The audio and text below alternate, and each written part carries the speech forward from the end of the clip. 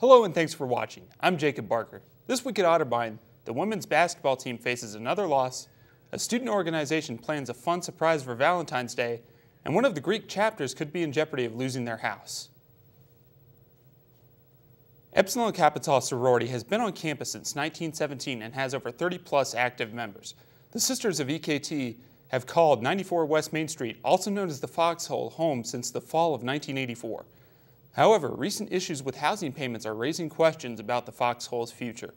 I caught up with President Katie Vorbroker on the issue.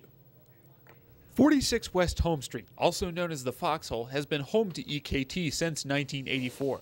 However, recent issues with the rent have the house's future in question. The biggest issue that we've had is just kind of our numbers have been a little off this year with losing a bunch of seniors last year, so it's not bringing in as many dues. With only 3 residents in a house that can fit 8 people, EKT has had to raise their dues in order to accommodate the rent. We didn't feel as a chapter that it was fair for the 3 of them to have to cover the entire rent for a house that is used by the whole chapter and could fit 8 people in it. It wasn't fair for them to have to cover all that rent when they weren't obviously expecting to cover all of that. So they've paid what we had agreed rent should be to make it fair. Like if 8 people were to have been living in this house, and that's what they've been paying, and then the chapter has had to come up with the difference of what they pay and what we owe. Despite that, however, Vorbroker says that the sisters have been in support of those dues. The girls have been very, very accepting of the increase in dues with the understanding that it was what we needed at the time, and they've been very receptive to that, and they've just been fantastic. Jacob Barker, This Week at Otterbein. Now, Vorbroker said that down the line the house will be taken down when Otterbein's master plan comes into effect. However, Vice President for Student Affairs Bob Gaddy says that a new house will be provided when that time comes. A new major has just been announced here at Otterbein. In the spring of 2015, systems engineering will be offered to students on campus. A press conference was held last week. Let's take a look at what President Kathy Crendel and Interim Director for the program, Aaron Reinhardt, had to say. Radiating with innovation and populated by technology entrepreneurs who are busily. Systems engineering involves the design, analysis, and implementation of large and complex systems. Systems engineering degrees offer a broader-based education. On behalf of Columbus State Community College, I really want to congratulate President Crendel and the entire Otterbein team for taking on a really important issue and doing it in a really creative way. We're thrilled to be a partner. Increasing the number of STEM graduates in our state is an important. Interested students will have the option of enrolling in a 4-year program or a pathway program being developed with Columbus State University. The 2014 commencement speakers were just announced earlier today, and we are excited to welcome Senator Sherrod Brown and his wife Connie Schultz to the May 18th event. Senator Brown was elected to his first term in the U.S. Senate in 2006 and re-elected in 2012, while Schultz is a Pulitzer Prize-winning columnist. Otterbein is honored to have them speak at this year's commencement ceremony. The second annual Otterthon will take place at the end of March. FTK is their motto, meaning Fight for the Kids. This is a 7-hour dance event where students can spend their time dancing for kids who cannot. This dance marathon occurs in over 150 schools across the country and helps raise money for the Children's Miracle Network. Registration starts now and can be found on the link to the Students Ozone page. Go register and dance the night away to help raise money for some amazing kids. Well, we are going to take a short break, but when we come back, Grace Lenehan will catch us up on all events happening in the arts and entertainment world here at the Bein.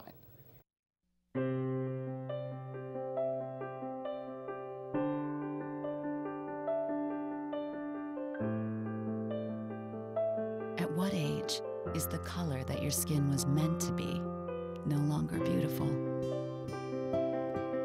Every year, millions of young women try to change the skin they were born with and say they die for darker skin. Sadly, some actually do. Melanoma is the second most common cancer in teens and young adults, 15 to 29. And one person dies from melanoma every hour. It's time. Change your thinking, not your skin. Stop tanning. Learn more at spotskincancer.org. A message from the American Academy of Dermatology.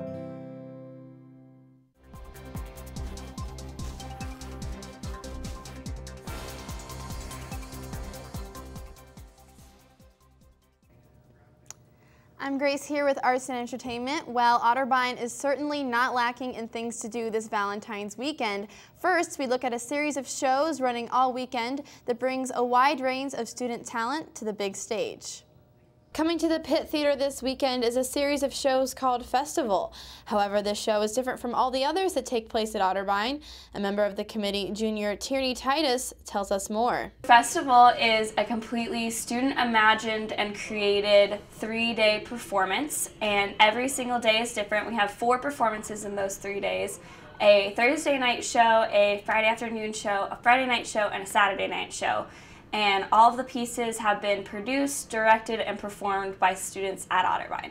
While the individual pieces themselves are student-created, the overseeing committee is completely student-run as well. The committee is kind of like the CEO, artistic director, producers of Festival. So the faculty oversees what we do and obviously approves everything so that it's Otterbein appropriate, but we chose all the pieces, we picked all the directors, we basically cast, hired, and produced the whole show.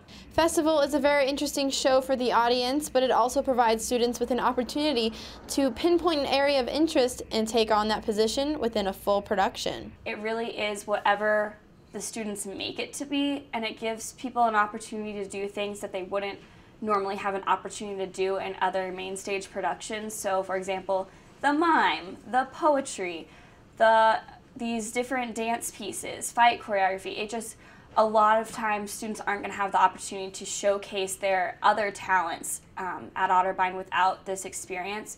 It also allows for theater majors who want to direct or learn how to be a producer or choreograph. Like, they're not always going to get those opportunities outside of a classroom, and this just takes that one step further and really puts on a full production, and you get to see all the different aspects, and it's just a really good learning opportunity for all the students. If anyone is interested in showcasing their talents in next year's festival, the audition process is open to students of all majors.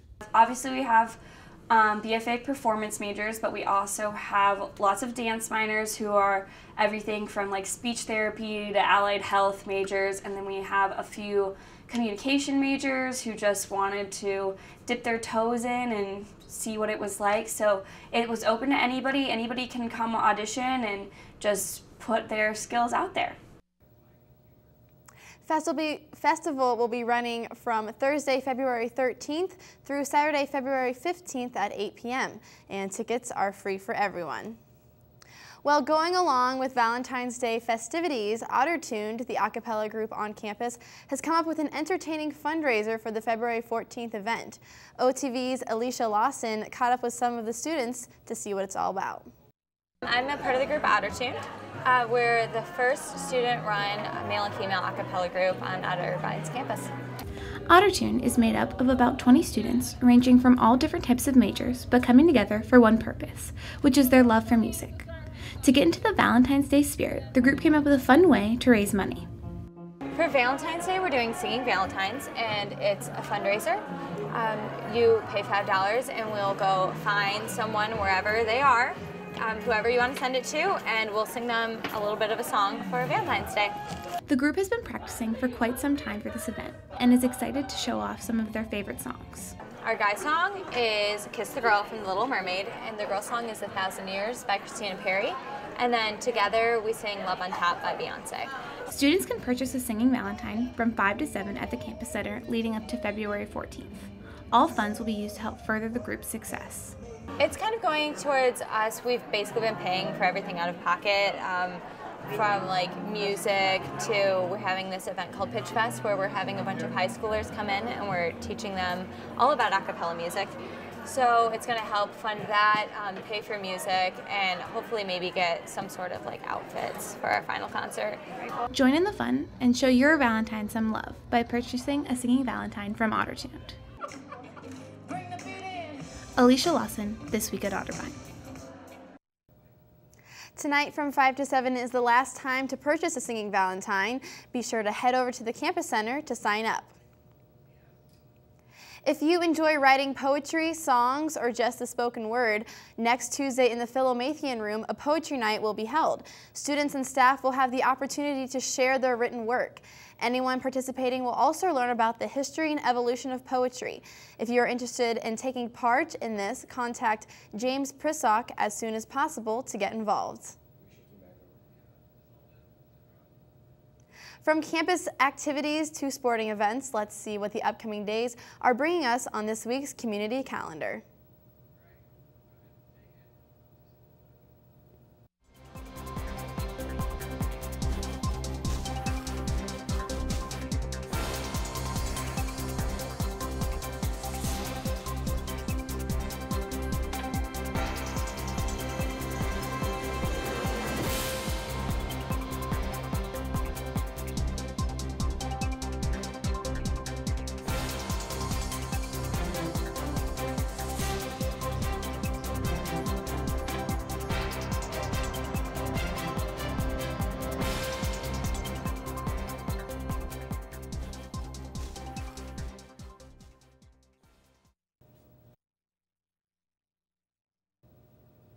Anyone captured my first steps on camera.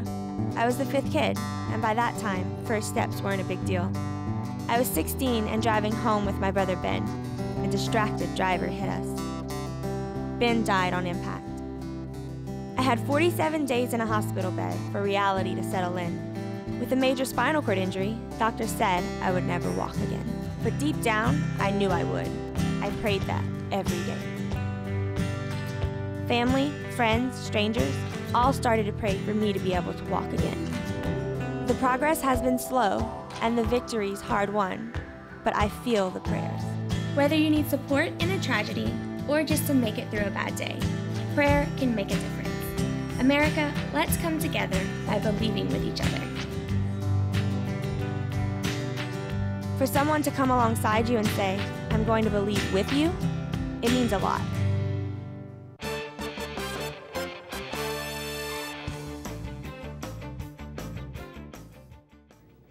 Hello, I am Elijah Gonzalez with this week's Sports Report. The Otterbein men's basketball team has had to try to harness in young talent this entire season. OTV's Jacob Barker had a chance to catch up with head coach Todd Adrian to discuss the future of the Cardinals. I think in this last month we've really started to take ownership as a group. We've come together as a group, on and off the court. I think on the court you've seen us compete more every possession than we did in November and December. I think we definitely have guys on the court now that are feeling like they have the ability to change the outcome of a play or to change the outcome of a game.